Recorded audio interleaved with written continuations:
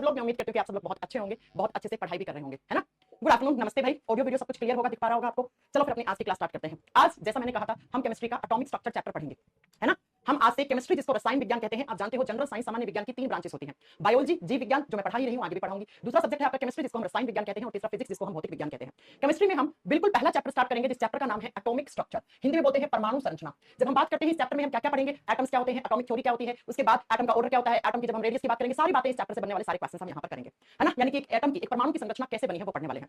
सबसे पहले बच्चों, जब बात करते हैं इस चैप्टर में, तो हम एटम शब्द की बात करते हैं, परमाणु शब्द की बात करते हैं। एटम यानी परमाणु, ये वर्ड किसने दिया था, ये शब्द कहां से आया? एटम शब्द किसी ना कहीं से तो आया होगा। तो जब बात करते हैं बेटा कि एटम परमाणु का ये जो टर्म है, ये जो शब्द है, लिखिएगा, it was term was given by, ये टर्म, ये शब्द किसने दिया था? डेमोक्राइटस नाम के साइंटिस्ट ने ये शब्द दिया था। और साइंटिस्ट के नाम एज यूजुअल आपको इंग्लिश में ही याद करने हैं। डेमोक्राइटस ने एटम शब्द दिया था, परमाणु शब्द दिया था, ठीक है? अब बात करते हैं बेटा कि ये जो एटम है ये होता क्या है। तो एटम की स्ट्रक्चर को समझने के लिए एटॉमिक थ्योरी दी गई थी। एटॉमिक थ्योरी दी गई थी, जो बहुत बार छोटे मोटे एग्जाम में आ जाता है कि ये एटॉमिक थ्योरी, ये परमाणु सिद्धांत दिया किसने था। तो एटॉमिक थ्योरी दी गई थी किसके द्वारा, आप बताओगे बेटा? जॉन डॉल्टन के द्वारा। जॉन डॉल्टन वैज्ञानिक ने, जॉन डॉल्टन साइंटिस्ट ने, महान वैज्ञानिक रहे हैं, जिन्होंने एटम को सबसे पहले एक्सप्लेन किया। जॉन डॉल्टन जी ने क्या बताया आपको? एटॉमिक थ्योरी के बारे में, एटॉमिक थ्योरी यानी परमाणु सिद्धांत के बारे में बताया। अब क्या कहा था एटॉमिक थ्योरी में, जॉन डॉल्टन ने कहा क्या था इस एटॉमिक थ्योरी में? तो एक एक करके अपन सारे पॉइंट एक्सप्लेन करेंगे और लिखवाऊंगी भी मैं आपको साथ में, आप नोट्स भी प्रिपेयर कर सकते हो मेरे साथ मिलकर, ठीक है? एटॉमिक थ्योरी क्या कहती है? एटॉमिक थ्योरी का पहला पॉइंट क्या कहता है कि इस दुनिया में जितना भी मैटर है, मैटर जिसको आप हिंदी में पदार्थ या द्रव्य कहते हैं, पदार्थ या हिंदी में हम क्या कहते हैं, इनको द्रव्य कहते हैं, कि जितने भी इस यूनिवर्स के अंदर मैटर है, पदार्थ है या कोई भी मैटर है, वो छोटे छोटे पार्टिकल्स किसके जुड़ने से बना हुआ है? एटम, परमाणु के जुड़ने से बना हुआ है। जैसे मैं इस डिजिटल बोर्ड की बात करूं, तो ये एक मैटर है, एक पदार्थ है, और इस डिजिटल बोर्ड के इतने से हिस्से में बहुत सारे क्या होंगे? एटम होंगे, परमाणु होंगे। तो जॉन डॉल्टन का पहला, आप बताओगे पहला पॉइंट क्या कहता है एटॉमिक थ्योरी का? तो इसको आप अच्छे से लिखो। कह रहा है जॉन डॉल्टन जी ने जो पहला पॉइंट दिया वो ये दिया कि जो मैटर है ना, लिखिए, matter is made up of, लिखिए, matter is made up of, ध्यान से लिख लो, पढ़ लो बेटा, क्या कमेंट कर रहे हो बाद में देखेंगे आप। Made up of large number of small particles, of small particles that are known as atoms, small particles that are known as atom। Hindi में देखो, कोई भी पदार्थ छोटे छोटे कणों से मिलकर बना हुआ होता है, जिनको हम परमाणु कहते हैं। लिखिए, कोई भी पदार्थ जिन छोटे छोटे कणों से मिलकर बना होता है, जिन छोटे छोटे कणों से मिलकर बना होता है, उन्हें परमाणु कहा जाता है। मिलकर बना होता है, उनको हम परमाणु कहते हैं। ये सेंटेंस, ये लाइन किसने दी थी, आप करके आओगे? जॉन डॉल्टन ने अपने थ्योरी में बोला था, जिसको हम एटॉमिक थ्योरी कहते हैं, उन्हें हम परमाणु कहते हैं। दूसरा पॉइंट जो जॉन डॉल्टन ने कहा था, जॉन डॉल्टन ने दूसरा पॉइंट क्या कहा? पहला पॉइंट आपको समझ में आ गया कि कोई भी मैटर है इस यूनिवर्स के अंदर, किसी भी प्रकार का कोई मैटर है, वो किससे बना होता है बेटा? वो छोटे छोटे पार्टिकल्स, छोटे छोटे कणों से मिलकर बना होता है, उनको हम एटम कहते हैं। जैसे ये मार्कर, इस मार्कर के इतने से हिस्से में हम बात करते हैं क्या होते हैं? हजारों लाखों एटम्स होते हैं। बच्चों, जब हम बायोलॉजी में पढ़ते हैं, तो बायोलॉजी में जो लिविंग्स होते हैं, सजीव होते हैं, उनके शरीर की सबसे छोटी इकाई सेल, कोशिका होती है। हमारे शरीर की सबसे छोटी इकाई क्या होती है? सेल यानी कोशिका होती है। अगर मैं इस मार्कर की बात करूं, ये नॉन लिविंग है, ये निर्जीव वस्तु है, और निर्जीव वस्तु को हम मैटर बोलते हैं, पदार्थ बोलते हैं। ये पदार्थ यानी कि ये मार्कर, जिन छोटे छोटे पार्टिकल्स, जिन छोटे छोटे कणों से मिलकर बना होता है, उसे हम एटम कहते हैं। उसे हम क्या कहते हैं बेटा? उसे हम परमाणु या एटम कहते हैं, ठीक है? आगे समझ में, आगे बात समझ में। मैडम आप क्यों, क्या अर्जुन गुप्ता आप क्या कहना चाह रहे हो? मुझे नहीं समझ में आ रहा, आप क्या कह रहे हो? मुझे कुछ समझ में नहीं आ रहा अर्जुन गुप्ता, ठीक है बच्चों? तो कोई भी मैटर है, वो जिन छोटे छोटे पार्टिकल से मिलकर बना हुआ होता है, उन्हीं को हम क्या कहते हैं? एटम कहते हैं, परमाणु कहते हैं। दूसरा पॉइंट जो जॉन डॉल्टन ने बताया था 2 नंबर पे, वो क्या था? इन्होंने कहा एटम वो सबसे छोटा पार्टिकल है जिसको हम आगे डिवाइड नहीं कर सकते। Atom is the smallest particle of any molecule of any matter that can not divided further. कहने का मतलब है कि परमाणु वह सबसे छोटा हिस्सा है जिसको आगे आप डिवाइड नहीं कर सकते, ठीक है? तो लिखिए, नेक्स्ट पॉइंट पे लिखेंगे हम, atom is smallest particle, atom is smallest particle that cannot divided further। परमाणु वह सबसे छोटा हिस्सा है जिसको आगे विभाजित नहीं किया जा सकता। लिखिए, परमाणु वह सबसे छोटा हिस्सा है, वह सबसे छोटा हिस्सा या छोटा भाग है जिसको आगे आप विभाजित नहीं कर सकते, जिसे आगे विभाजित नहीं कर सकते। ये बात किसने बोली थी? जिसको आगे विभाजित नहीं कर सकते। ये बात भी बच्चों जॉन डॉल्टन ने बोली थी, लेकिन ये बात पूरी तरीके से सही नहीं है, ठीक है? लेकिन ये बात पूरी तरीके से सही नहीं है। जॉन डॉल्टन थ्योरी का ये वाला जो पॉइंट है, इसको हम लिमिटेशन बोलते हैं। ये इनकी थ्योरी का लिमिटेशन पार्ट है। क्यों? क्योंकि हम एटम को आगे डिवाइड कर सकते हैं। एटम के भी सब एटॉमिक पार्टिकल्स होते हैं। अभी थोड़ी देर के बाद हम पढ़ेंगे इलेक्ट्रॉन, प्रोटॉन, न्यूट्रॉन, ये सब हम पढ़ेंगे आगे, ठीक है? तो जरा ध्यान से सुनिए क्या बच्चों, कि जॉन डॉल्टन ने एक सेंटेंस से कथन दिया था कि एटम वो सबसे छोटा हिस्सा है जिसको आगे हम डिवाइड नहीं कर सकते, जबकि ये इनकी थ्योरी का क्या है? लिमिटेशन है बेटा। ये लिमिटेशन है। लिमिटेशन का मतलब है कि ये विवादित पॉइंट है।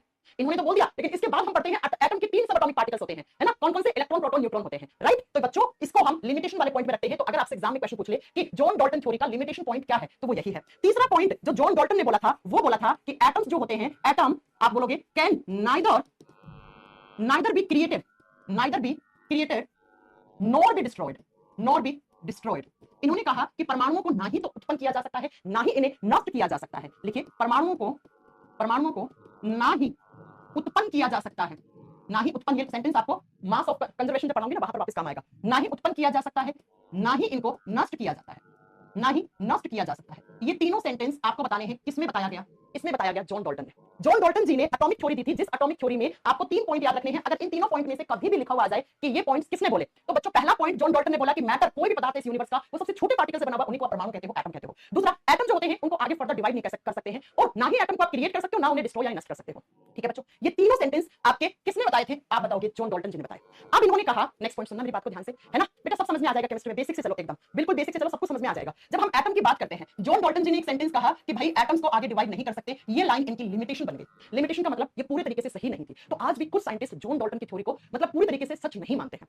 क्यों? क्योंकि बेटा जो एटम होता है उसको तो आगे आप डिवाइड कर सकते हो। एटम के 3 सब एटॉमिक पार्टिकल्स होते हैं, कौन कौन से, इलेक्ट्रॉन, दूसरा प्रोटॉन, तीसरा न्यूट्रॉन।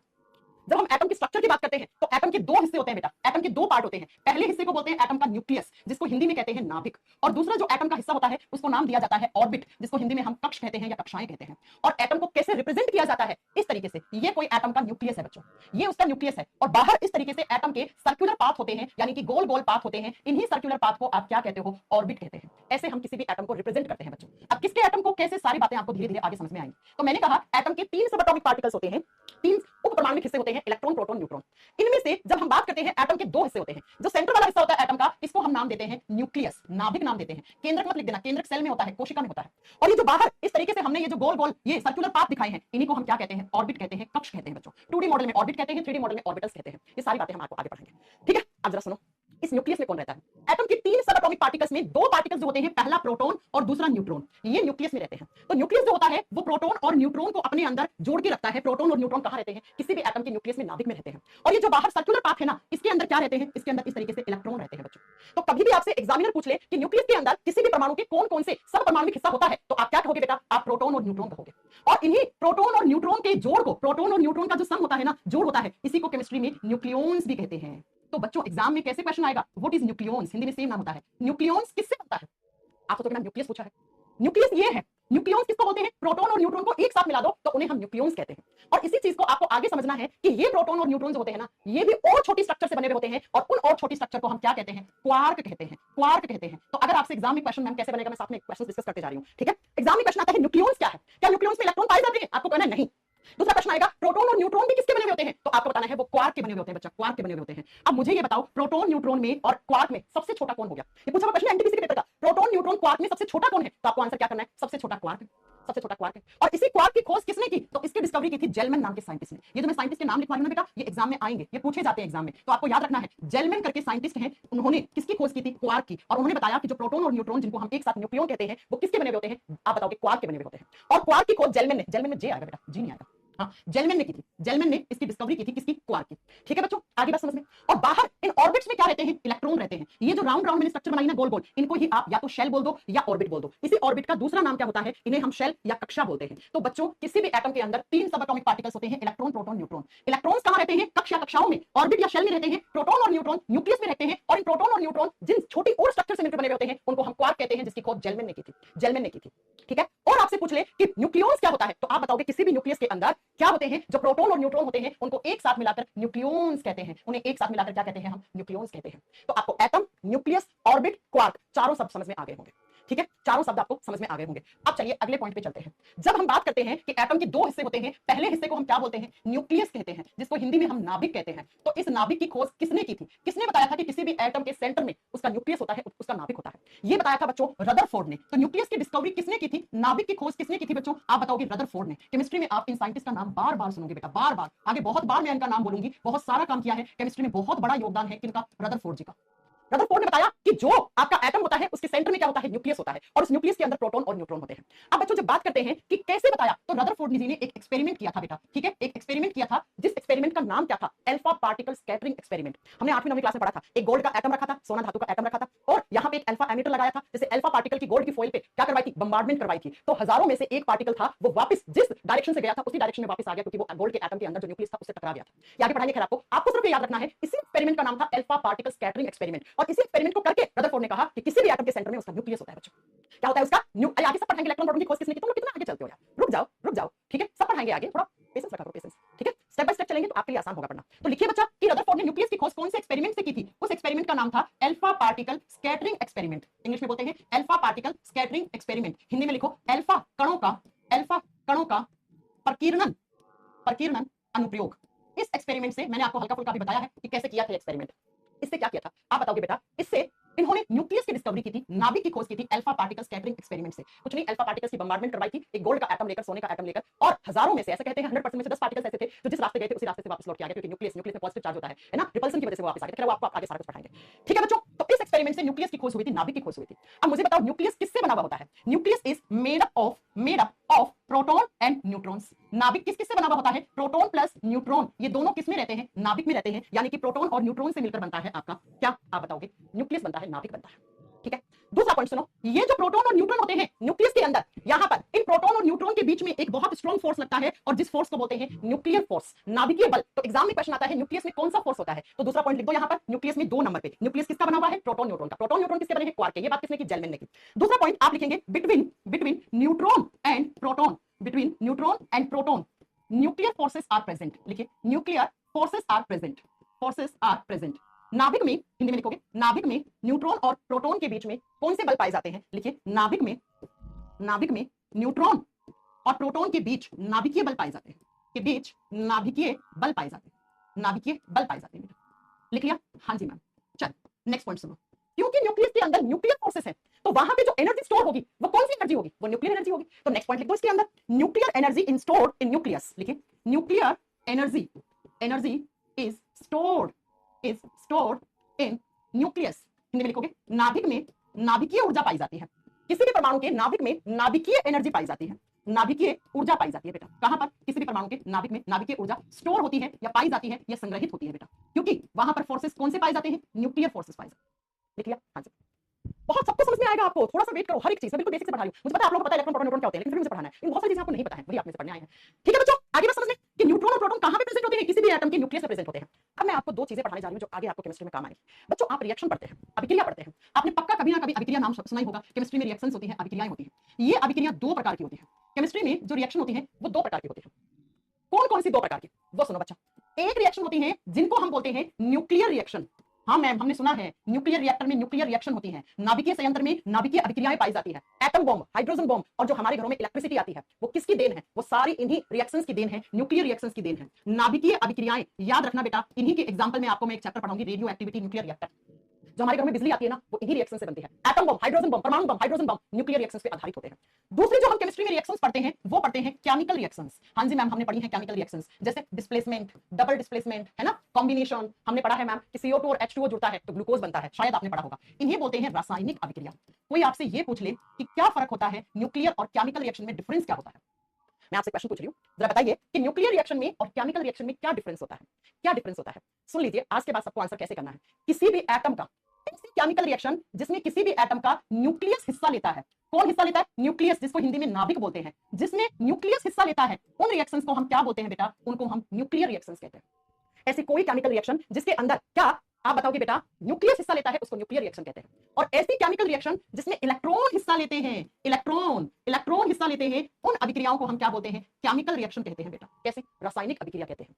और न्यूक्लियर रिएक्शंस वो अभिक्रियाएं होती हैं जो न्यूक्लियर रिएक्टर में होती हैं, नाभिकीय संयंत्र में होती हैं। 2 टाइप की होती हैं, एक होता है न्यूक्लियर फिजन, एक होता है न्यूक्लियर फ्यूजन। न्यूक्लियर रिएक्शंस के 2 उदाहरण होते हैं, आगे चलकर आप पढ़ोगे कौन कौन सा। पहला है न्यूक्लियर फिजन, लिख दीजिए, हिंदी में बोलते हैं नाभिकीय विखंडन। नाभिक का विखंडन होकर जो रिएक्शन बनी है उसको न्यूक्लियर रिएक्शन कहते हैं। दूसरी होती है बच्चा न्यूक्लियर फ्यूजन, 2 न्यूक्लियस के आपस में जुड़ने से। फ्यूजन का मतलब होता है बेटा जुड़ना, ये फिजन है, ये फ्यूजन है। फ्यूजन का मतलब होता है संलयन होना, जुड़ना, 2 नाभिक जुड़कर एक हैवी नाभिक बना दिया, नाभिकीय संलयन अभिक्रियाएं। जबकि बच्चों केमिकल रिएक्शंस के उदाहरण, केमिकल रिएक्शन के उदाहरण आप लिख सकते हो, जैसे न्यूट्रलाइजेशन, उदासीनीकरण अभिक्रिया, किसका उदाहरण होती है? केमिकल रिएक्शन का। अब न्यूट्रलाइजेशन रिएक्शन कहां पढ़ते हैं हम? जब कभी किसी एक अम्ल की अभिक्रिया एक बेस के साथ, एक एसिड की बेस के साथ न्यूट्रल अमाउंट में, यानी 2 स्ट्रॉन्ग एसिड और बेस लेकर हम एक न्यूट्रल रिएक्शन करवाते हैं, उसको न्यूट्रलाइजेशन अभिक्रिया कहते हैं।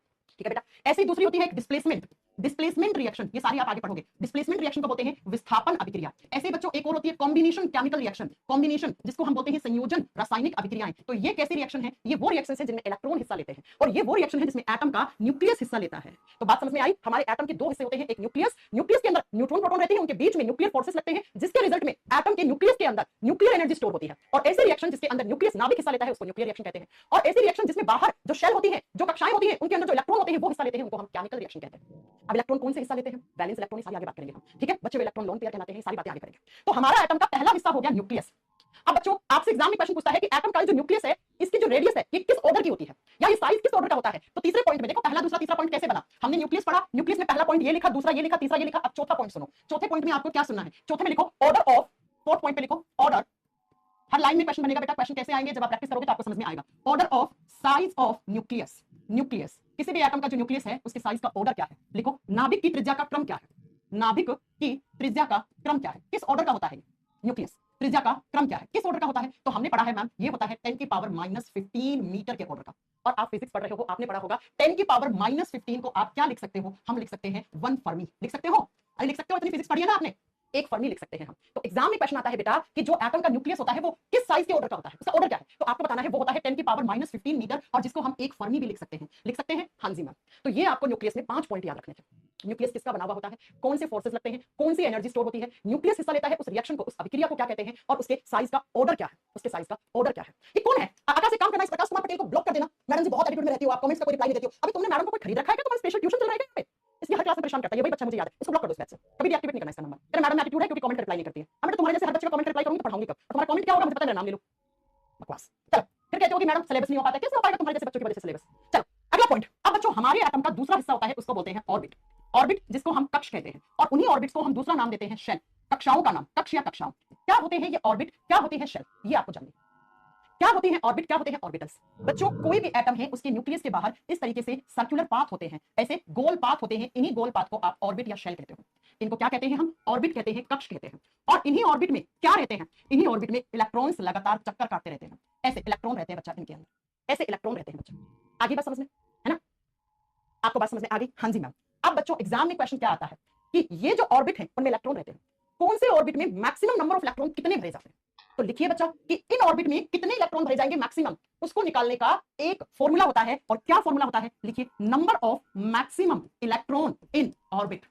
कक्ष में आप शेल भी लिख सकते हो, यहां पर कक्षाएं भी लिख सकते हो आप। किसी भी कक्ष में अधिकतम इलेक्ट्रॉन की संख्या, देखो कक्ष में अधिकतम इलेक्ट्रॉन की संख्या निकालने का जो फॉर्मूला होता है उसको क्या कहते हैं? अधिकतम इलेक्ट्रॉन की संख्या हम किस फॉर्मूले से निकालते हैं? तो लिखिए 2n², ऐसे इस फॉर्मूले से निकालते हैं बेटा हम। अब इस फॉर्मूले को यूज में कैसे लेते हैं वो समझेंगे हम। ये जो न्यूक्लियस के, ये न्यूक्लियस है बेटा, ये नाभिक है, ये नाभिक है। अब इस नाभिक के जस्ट बाहर वाली शेल को नाम देते हैं के, उसके बाद वाली को देते हैं एल, इसको देते हैं एम, इसको देते हैं एन, ऐसे ओपी, ऐसे चलता जाता है, चलता जाता है। ठीक है, के एल एम एन ओपी, ये शेल के नाम है। पहली शेल को हमने के बोल दिया, दूसरी को एल बोल दिया, तीसरी को आप बोल दिया एम, चौथी को बोल दिया एन, पांचवी को बोल दिया ओ, ऐसे बोल दिया। ठीक है बच्चों, अब इस फॉर्मूले में ये एन क्या है? तो लिखिएगा n is equal to number of orbit. Number of orbit, n को बोलते हैं कक्ष की संख्याएं, कक्ष की संख्याएं। अब मैं आपसे एक क्वेश्चन पूछ लूं, तुम लोग बोलते हो ना पढ़ा हुआ है हमारा ये सब कुछ, तो चलो मुझे एक क्वेश्चन का आंसर दे दो। मैंने कहा इस फॉर्मूले में एन जो है वो ऑर्बिट को रिप्रेजेंट करता है, एन स्क्वायर किसको रिप्रेजेंट करता है? नहीं दे पाओगे आंसर, बस है ना, नहीं दे पाओगे तो लिख लीजिए एन स्क्वायर। ये पूछा हुआ एसएससी सीजीएल के पेपर का क्वेश्चन, एन स्क्वायर होता है नंबर ऑफ ऑर्बिटल्स। अब आप में से कुछ बच्चे बोलेंगे मैम कि ऑर्बिट क्या होता है और ऑर्बिटल्स क्या होता है, यही मैं आपको पढ़ाऊंगी। ठीक है, हिंदी में लिखो कक्षकों की संख्या। ये कक्ष है, ऑर्बिट को हिंदी में कक्ष बोलते हैं, ऑर्बिटल्स को कक्षकों बोलते हैं। कक्षकों की संख्या को रिप्रेजेंट करता है एन स्क्वायर। तो अगर आपसे एक क्वेश्चन पूछे ना कि एन इज इक्वल टू, तब आप क्या होगे? नंबर ऑफ ऑर्बिट, कक्ष की संख्या। एन स्क्वायर पूछे तो नंबर ऑफ ऑर्बिटल्स। अब मैम ये ऑर्बिट और ऑर्बिटल में क्या डिफरेंस होता है? जब हम 2D मॉडल पढ़ते हैं तो वहां पर हम इसको, ये जो गोल गोल चक्कर है ना बेटा, इसको हम ऑर्बिट कहते हैं। और जब 3 डायमेंशन स्ट्रक्चर देखते हैं तो हम देखते हैं इस ऑर्बिट के भी आगे सब स्ट्रक्चर होती है जिसको 3D मॉडल में पढ़ते हैं। अब क्या होता है 2D 3D मॉडल में रिलेशन, ये आगे आ जाएगा। फिलहाल इतना जानो आप, फिलहाल आपको इतना जानना है कि अगर एग्जाम में आ जाए कि एन का मतलब क्या है और एन का स्क्वायर कर दिया तो उसका मतलब क्या है। ठीक है बच्चों, मैं 2D 3D मॉडल में रिलेशन निकालना आपको आगे समझाऊंगी, जब आपको इलेक्ट्रॉनिक कॉन्फ़िगरेशन लिखना सिखाऊंगी। पढ़ा है ना एसपीडीएफ, यहां पढ़े के एल एम एन, वहां पढ़ेंगे एसपीडीएफ, बस। ठीक है बेटा, अब बात करते हैं कि मैम इस फॉर्मूले से हम मैक्सिमम नंबर ऑफ इलेक्ट्रॉन कैसे निकाल सकते हैं। सुनिए, पहली शेल के लिए एन का नंबर 1 होता है, यानी के के लिए एन का नंबर 1 होगा, एम के लिए 2 होगा, के एल सॉरी के बाद एल आता है ना, के एल के लिए 2 होगा, एम के लिए 3 होगा, एन के लिए 4 होगा, ओ के लिए 5 होगा। तो सिंपल सा, अगर आपको के में मैक्सिमम इलेक्ट्रॉन निकालने हैं तो के में 2 × 1, 1 का स्क्वायर 1, तो कितना बच जाएगा बेटा? के में मैक्सिमम इलेक्ट्रॉन की संख्या 2 होती है। यानी कि ये जो न्यूक्लियस के जस्ट बाहर वाली शेल या ऑर्बिट है 2D मॉडल में, इसमें हम मैक्सिमम इलेक्ट्रॉन कितने भर सकते हैं? के में 2 भर सकते हैं बेटा। एल में बताओ जरा कितने भर देंगे? एल में 2 × 2 का स्क्वायर कितना हो जाएगा? 8 भर देंगे मैम। एन में कितने भर देंगे बेटा हम? 18। एन में कितने भर देंगे बेटा? 32 भर देंगे। अब ओ में आप बताओ कितने? ओ में कितने मैक्सिमम इलेक्ट्रॉन आ सकते हैं अगर आपसे पूछ लिया तो? आंसर करो फटाक से, आंसर करो। ओ वाली ऑर्बिट में मैक्सिमम इलेक्ट्रॉन की संख्या कितनी आ सकती है? आंसर कर दीजिए फटाक से। अच्छा, किसी बैच में केमिस्ट्री जुबेर सर का पोस्टर लगा हुआ था, मुझे नहीं पता, मेरे पास टेक्निकल टीम का है तो उन्होंने क्लास लगाई है, मैंने ले ली, आप उनसे बात कर सकते हैं। ठीक है, हो गया। ओ में कितने मैक्सिमम इलेक्ट्रॉन? ये 32 कौन बोल रहा है? तुम लोगों की गणित कमजोर है क्या? मुझे लगा था मेरी ही गणित कमजोर है। हाँ जल्दी बताओ। 98, 50 होगा बेटा। लिख लो। और के लिए 5 है, 2 × 5 5 का स्क्वायर करोगे तो 50 आएगा। तो ये बच्चा फॉर्मूला होता है किसी भी एटम की ऑर्बिट में जो इलेक्ट्रॉन प्रेजेंट होते हैं उनके maximum number of electron in any shell. SPDF की बात अभी नहीं कर रहे हैं, आगे पढ़ाएंगे आपको एसपीडीएफ और केएलएमएन में क्या डिफरेंस है। अभी हम 2D मॉडल पढ़ रहे हैं, इसलिए मैंने नंबर ऑफ ऑर्बिटल्स की बात नहीं करी है, मैं सिर्फ नंबर ऑफ ऑर्बिट की बात कर रही हूं यहां पे। जब मैं आपको एसपीडीएफ पढ़ाऊंगी तब आपको पढ़ाऊंगी, ठीक है। हाँ जी, चलिए आगे। इतनी बात समझ में आ गई कि किसी भी एटम के न्यूक्लियस में कौन रहता है और बाहर ऑर्बिट में कौन रहता है। हाँ जी मैम, अब मैं थोड़ी सी आप लोगों से गणित लगवाऊंगी, नहीं तो गणित कमजोर है, आपकी तो सही होनी चाहिए, ठीक है। अब बच्चों मैंने कहा कोई एटम है, उसके न्यूक्लियस क्या जो साइज है वो किस ऑर्डर का होता है, आपको पता लग गया। इसका साइज तो क्या होता है 10⁻⁻15। अब मैं आपसे पूछूं इस पूरे पूरे एटम का ही साइज किस ऑर्डर का होता है, तब आप क्या करोगे। तो अगले पॉइंट पे लिखो और फिर मुझे एक मैं चीज पूछती हूं आपसे, वो मुझे आंसर करो। ऑर्डर साइज ऑफ एटम क्या होता है, पहले लिखो। ऑर्डर साइज ऑफ एटम क्या होता है। परमाणु की त्रिज्या का क्रम क्या होता है, लिखिए। परमाणु की त्रिज्या का क्रम क्या है, किस ऑर्डर की होती है परमाणु की त्रिज्या। वो होती है बेटा 10⁻⁻10 मीटर के ऑर्डर, लिखिए 10⁻⁻10 मीटर के ऑर्डर की होती है किसी भी एटम की रेडियस, या आप इसको साइज लिख सकते हो। और आपने फिजिक्स में इतना पढ़ा है 10⁻⁻10 मीटर को आप क्या लिखते हो, 1 एंगस्ट्रॉम लिखते हो, ऐसे 1 एंगस्ट्रॉम लिखते हो। हाँ जी मैम, आगे बस समझ में, यस मैम, ठीक है। अब अगर मुझे मैं आपसे एक क्वेश्चन पूछूं, यहां पर आपको मैथ्स लगानी है, मैं आपसे एक क्वेश्चन पूछूं कि कोई भी एटम है उसका जो वॉल्यूम होता है वो उसकी न्यूक्लियस का कितना गुना होता है। ये पूछा हुआ क्वेश्चन है ग्रुप डी में। अब आप लोग कहते हैं ना ग्रुप डी में इतना टफ थोड़ी आता है, लो कर दो क्वेश्चन ग्रुप डी का पूछा हुआ। आपसे पूछा कि ये एटम है, ये उसका न्यूक्लियस है, ठीक है। अब मुझे ये बता दो इस एटम का जो वॉल्यूम है ना, जो वॉल्यूम ऑफ एटम है वो उसके न्यूक्लियस के वॉल्यूम का कितना गुना होता है। 50 गुना लिख रहा है एक बच्चा। चलो कोई नहीं, आज हम निकालना बता देते हैं, इसके बाद कभी भी एग्जाम में गलत नहीं करके आओगे। तो नोट डालकर एक चीज लिखो बेटा, नोट में क्या लिखो, वॉल्यूम ऑफ एटम, ये गणित का है आपका, ठीक है। वॉल्यूम ऑफ एटम और अपोन में लिखो volume of nucleus, volume of nucleus. ऊपर लिखोगे परमाणु का आयतन, नीचे लिखोगे नाभिक का आयतन, ठीक है। ऊपर लिख दो परमाणु का आयतन। बेटा हम एटम को कंसीडर कैसा करते हैं, स्फेयर, स्फेयर, गोल। और जब आप कभी भी किसी गोले का आयतन निकालते हो, किसमें आप निकालते होंगे, मैथ्स में, तो क्या फॉर्मूला होता है उसको निकालने का, बताना जरा क्या फॉर्मूला होता है। परमाणु का आयतन और नीचे लिखो नाभिक का आयतन। क्वेश्चन आता है परमाणु का आयतन नाभिक के आयतन का कितना गुना होता है, नाभिक के आयतन का कितना गुना होता है। तो प्यारे बच्चों हम इस एटम को गोल कंसीडर करते हैं, और जब आप मैथ्स में पढ़ते हो किसी भी गोले का आयतन निकालते हो तो फॉर्मूला क्या लगाते हो, 4/3 पाई आर की क्यूब लगाते हो, ये लगाते हो। अब यहां पर 4/3 पाई आर, आर का मतलब रेडियस, याद रखना केमिस्ट्री में रेडियस और साइज एक ही बात है, त्रिज्या और आकार एक ही बात है बेटा केमिस्ट्री में, ठीक है। तो पाई आर पहले किसका लिखना है, एटम का लिखना है। तो एटम का कितना होगा बेटा, लिख दो आप, एटम का कितना होता है लिख दीजिए आप। एटम का कितना होगा बेटा, आप लिखोगे ऊपर कितना आएगा, एटम का किस ऑर्डर का होता है 10 की पावर माइनस, आप यहां से एटम का निकालोगे तो ऊपर आपका 10 की पावर -10 और इसकी क्यूब हो जाएगी, और नीचे कितना हो जाएगा 4/3 पाई 10 की पावर -15 का क्यूब। अब आपको इसे सॉल्व करने नहीं बैठना है, जब आप सॉल्व करोगे तो शायद आप यहां से क्या निकालोगे, आपका निकल के आएगा कि वॉल्यूम ऑफ एटम, किसी भी परमाणु का जो आयतन होता है वो उसके नाभिक के आयतन का 10 की पावर 15 गुणे होता है। तो लिख दो वॉल्यूम ऑफ न्यूक्लियस। ये लो, ये क्वेश्चन पूछा हुआ था बेटा एग्जाम में, ये क्वेश्चन पूछा, मैम नहीं समझ में आया। चलो एक एग्जांपल देती हूँ, आपको समझ में आ जाएगा। आपने कभी फुटबॉल ग्राउंड देखा है, देखा होगा, टीवी में देखा होगा। फुटबॉल ग्राउंड के बीचों बीच आप फुटबॉल रख दो, ठीक है, और पूरा ग्राउंड आप देखो, जो फुटबॉल आपने ग्राउंड में रखी है ना वो किसी एटम का न्यूक्लियस है, नाभिक है, और जो पूरा फुटबॉल का ग्राउंड है वो उसका एटम जो है ना, आप बताओगे उसका रेडियस है, उसका साइज है। तो फुटबॉल छोटा सा दिखता है किसके अंदर, बिल्कुल फुटबॉल छोटा सा होता है फुटबॉल ग्राउंड के अंदर। ठीक ऐसे ही हम कहते हैं क्या कि बेटा जो भी हम आयतन किसका निकालते हैं, किसका परमाणु का आयतन निकालते हैं, कि वो 10 की पावर 15 गुणे आयतन का होता है उसके न्यूक्लियस का। बस ये चीज याद रखना बेटा, ठीक है। ये कोई न्यूमेरिकल क्वेश्चन नहीं है, आपको लगेगा न्यूमेरिकल क्वेश्चन, अरे हिंदी में क्या लिखो, परमाणु का आयतन ऊपर लिख तो दिया। इतनी बेसिक हिंदी आपको आनी चाहिए, परमाणु का आयतन नाभिक के आयतन का 10 की पावर 15 गुणे होता है, इतना हिंदी आना चाहिए आपको। लिख दिया ये कॉन्सेप्ट, ओके मैम लिख दिया। चल नोट में आपने पहला पॉइंट लिख दिया, अब नोट में मैं आपको दूसरा पॉइंट लिखवाती हूँ। क्या बच्चों, पहले मैं आपको समझाती हूँ फिर आप किसी चीज को अपन लिखेंगे। बच्चों मुझे ये बताओ, ये हाइड्रोजन है, ठीक है, ये H2 है, आप हाइड्रोजन को ऐसे लिखते हो या ऐसे लिखते हो, पहले मुझे ये बताओ, हाइड्रोजन को ऐसे लिखते हो या ऐसे लिखते हो, ऐसे लिखते हो। इन दोनों में क्या डिफरेंस है, इन दोनों में क्या डिफरेंस है। ये एक हाइड्रोजन का एटम है, ये एक परमाणु है हाइड्रोजन का, और परमाणुओं के जुड़ने से अणु बनते हैं, एटम्स के जुड़ने से मॉलिक्यूल बनते हैं। दो हाइड्रोजन जुड़े तो ये एक मॉलिक्यूल बन गया, ये एक मॉलिक्यूल बन गया, ये एक अणु बन गया। बच्चों परमाणुओं के आपस में जुड़ने से अणु बनते हैं, एटम्स के आपस में जुड़ने से मॉलिक्यूल बनते हैं। ये वाला जो हाइड्रोजन है ना, ये अनस्टेबल है बेटा, ये क्या है, ये अनस्टेबल है, ये अस्थायी है बेटा। और ये स्थायी कैसे होगा, ऐसा होगा। तो मैं आपसे एक क्वेश्चन पूछना चाह रही हूं, मुझे क्वेश्चन का आंसर करना फटाक से। क्या इसी कॉन्सेप्ट से क्वेश्चन उठाया हुआ एग्जाम में, पूछ रहा है कि एटम की इंडिविजुअल एग्जिस्टेंस होती है क्या। हाँ जी, परमाणु का खुद का कोई अस्तित्व है क्या, नहीं है बेटा, क्योंकि वो तो अनस्टेबल है, और अनस्टेबल चीजों का अस्तित्व नहीं होता है बेटा, एग्जिस्टेंस नहीं होती है। अब अगर आपसे पूछे मॉलिक्यूल्स क्योंकि स्टेबल है तो इनकी इंडिविजुअल क्या होता है, एग्जिस्टेंस होता है बेटा, ठीक है। यही आपसे एग्जाम में पूछा हुआ क्वेश्चन है कि कोई भी एटम है वो इंडिपेंडेंट या इंडिविजुअल एग्जिस्ट कर सकता है क्या, आप कहोगे नो। बस इसी चीज को मैं आपको नोट में लिखवा रही हूं, लिख लो। Atom does not have independent existence, independent existence while molecule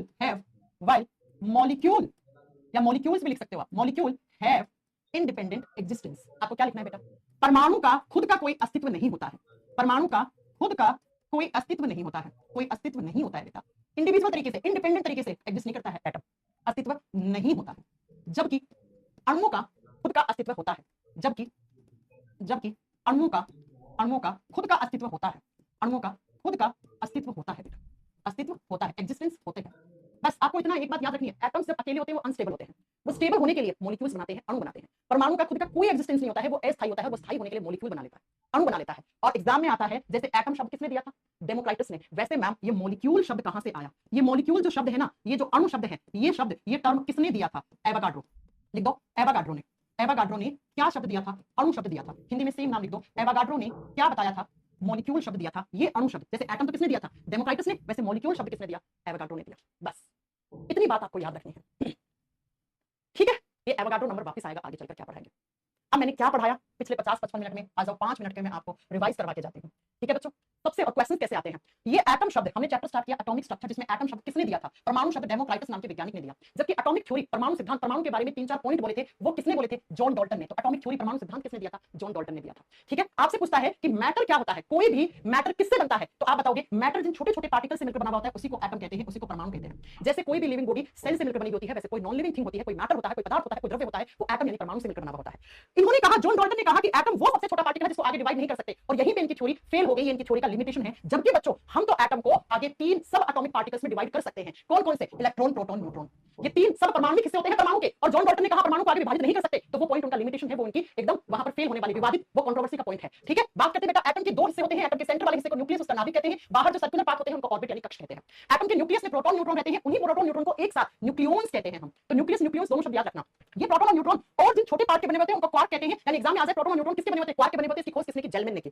बाद में बेटा एटम के अंदर जब हम बात करते हैं कि एटम की खोज, एटम के अंदर जो न्यूक्लियस होता है उसकी खोज रदरफोर्ड ने की थी, कौन से एक्सपेरिमेंट से, alpha particle scattering experiment, alpha कणों का प्रकीर्णन अनुप्रयोग किया था। और एटम जो होता है वो प्रोटॉन और न्यूट्रॉन का बना हुआ होता है, और बच्चा एटम में प्रोटॉन और न्यूट्रॉन के बीच में जो फोर्सेस लगते हैं वो न्यूक्लियर फोर्सेस लगते हैं, वो नाभिकीय बल लगते हैं। क्योंकि न्यूक्लियस में न्यूक्लियर फोर्सेस लगते हैं तो वहां पे जो एनर्जी स्टोर होगी वो भी कौन सी होगी, न्यूक्लियर एनर्जी होगी। जब भी आप केमिस्ट्री में रिएक्शंस की बात करते हैं तो 2 प्रकार की अभिक्रियाएं होती हैं, एक ऐसी रिएक्शन जिसमें न्यूक्लियस हिस्सा लेता है उसको न्यूक्लियर रिएक्शंस कहते हैं, जैसे न्यूक्लियर फिजन, न्यूक्लियर फ्यूजन, नाभिकीय विखंडन, नाभिकीय संलयन। इससे एटम बम बनाते हैं, इससे हाइड्रोजन बम बनाते हैं, कैसे बनाते हैं आगे पढ़ाएंगे आपको। केमिकल रिएक्शंस वो होती हैं जिस रिएक्शन में इलेक्ट्रॉन हिस्सा लेता है, जैसे न्यूट्रलाइजेशन, डिस्प्लेसमेंट, डबल डिस्प्लेसमेंट, है ना, ये सारी रिएक्शंस, कॉम्बिनेशन, है ना, डिकंपोजिशन रिएक्शन, ये सारे केमिकल रिएक्शंस के एग्जांपल होते हैं। एटम में जो न्यूक्लियस होता है उसके बाहर गोल गोल जो सर्कुलर पार्ट होते हैं उसको ऑर्बिट या शेल, उसको कक्ष कहते हैं, और इन कक्षों के अंदर इलेक्ट्रॉन्स रहते हैं। अब किस कक्ष में कितने मैक्सिमम इलेक्ट्रॉन आ सकते हैं उसको निकालने के लिए फॉर्मूला होता है 2n²। n वहां पर ऑर्बिट या शेल को रिप्रेजेंट करता है, जबकि n का स्क्वायर वहां पे ऑर्बिटल्स को रिप्रेजेंट करता है। ये 2D होता है, 3D डायमेंशन होता है, बस आपको इतना जानना है, ठीक है। अब आप बताओगे k में n का वैल्यू 1 है तो k में मैक्सिमम इलेक्ट्रॉन 2 आ सकते हैं, l में 8 आ सकते हैं, m में 18 आ सकते हैं, n में 32 आ सकते हैं, o में 50 आ सकते हैं, ऐसे आप 3 में भी निकाल सकते हैं, आगे कितने आ सकते हैं।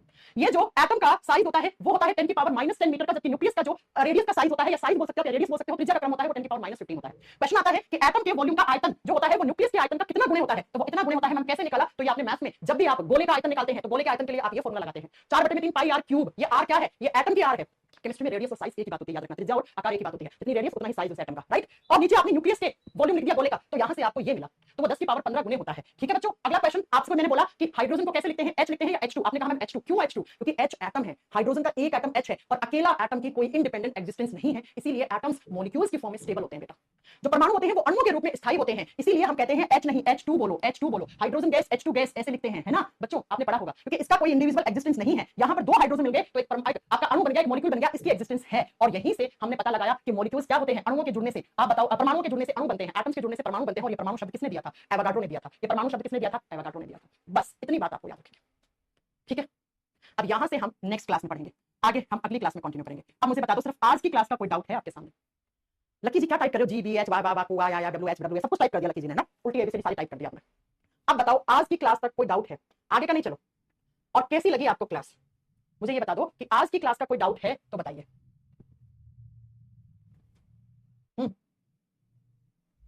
आज डेट क्या है, 5 April. Okay done. Ma'am chemistry कभी नहीं पढ़ी हमने, कोई बात नहीं बेटा, धीरे धीरे पढ़ो। देखो आपने जो स्कूल में केमिस्ट्री पढ़ी है ना वो थोड़ी अलग है, यहाँ की जो केमिस्ट्री है, यहाँ पर आपको सब्जेक्टिव एग्जाम नहीं देना, यहाँ पे आपका ऑब्जेक्टिव पेपर है, तो बिल्कुल एकदम उसी हिसाब से यहाँ पे केमिस्ट्री पढ़ाई जाएगी, ठीक है बच्चों। ओके ठीक है, हाँ 2, 8, 18 ये तो हमने पढ़ाया, और क्या पढ़ाया बेटा, ऐसे मैं सारी केमिस्ट्री पढ़ा दूंगी आपको, बिल्कुल घबराओ मत, बहुत अच्छे से पढ़ा दूंगी। जिस दिन PYQs लगाओगे ना, प्रीवियस क्वेश्चंस खटाखट आंसर आएंगे, खटाखट आंसर, ठीक है बच्चों। ओके मैम ग्रीन कर लो स्क्रीन। बेटा कुछ बच्चों को क्लास में कलर ब्लाइंडनेस है, ठीक है, कलर ब्लाइंडनेस वाले बच्चों को हरा रंग नहीं दिख पाता है, इसलिए मैं ग्रीन कलर नहीं रखती हूँ, ब्लैक रखती हूँ। बस मैम ग्रीन कर लो, बोर्ड ग्रीन कर लो। फिर 4-5 बच्चे आते हैं, हमें कलर ब्लाइंडनेस है तो हम ग्रीन कलर से नहीं पढ़ पाते हैं, इसलिए नहीं पढ़ा रही। और ग्रीन कलर बोर्ड को अवॉइड करना चाहिए, आंखें खराब होती हैं ग्रीन कलर के बोर्ड से पढ़ने पर। या तो व्हाइट बोर्ड में व्हाइट कर सकती हूँ, ब्लैक पे, ग्रीन पे नहीं पढ़ा। मतलब कुछ टीचर्स पढ़ाते हैं लेकिन ग्रीन से आंखें बहुत जल्दी खराब होती है बेटा। ठीक है बच्चों, चलो फिर आज के लिए इतना ही। Thank you so much, bye bye.